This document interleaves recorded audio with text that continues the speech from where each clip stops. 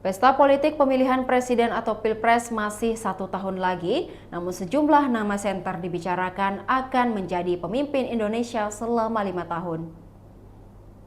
Ada 3 nama yang kuat yang terus didengungkan masyarakat akan menjadi orang nomor 1 di Indonesia, yakni Anies Baswedan, Prabowo Subianto, dan Ganjar Pranowo. Namun baru Anies Baswedan yang secara resmi diusung partainya Nasdem sebagai Capres 2024.